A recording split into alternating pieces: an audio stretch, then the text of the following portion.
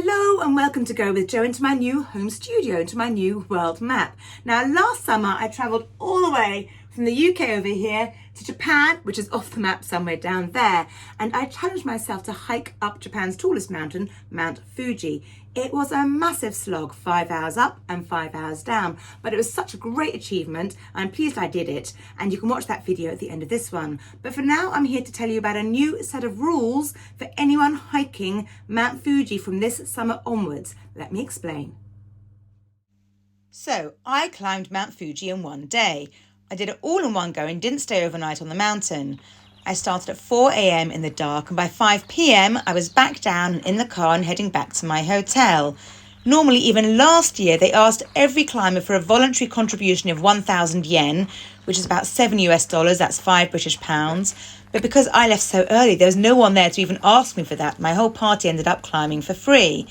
But the first new rule is this. From July of this year, which is the start of the climbing season stretches from July to September, all climbers will be charged a fee of 2,000 yen. That's about $13 US, which is 10 British pounds, to climb the mountain. That sum will be put towards conservation of the mountain and to keep facilities like toilets, etc. in good shape.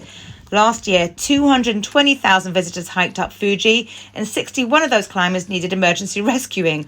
All this costs money, and anyway, that's a huge number, which is leaving rubbish and using amenities and so on. Which leads me to the rule number 2. From July of this year, the number of visitors climbing the Yoshida Trail, which is the trail that I climbed as the most popular trail because it's the one that's easiest accessed from Tokyo, is being limited to 4,000 people a day. Yep, only 4,000 people will be allowed to climb it. So you'll need to get there early to make sure that you're not turned away. And the third new rule is this.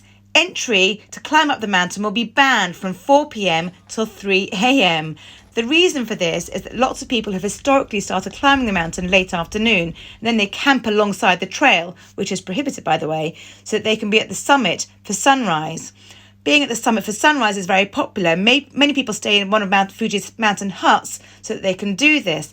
But these mountain huts are very expensive to stay in, and they're always sold out, which is why people end up sleeping alongside the trail instead. But anyway, from this summer, you won't be able to start hiking up the mountain late afternoon anyway.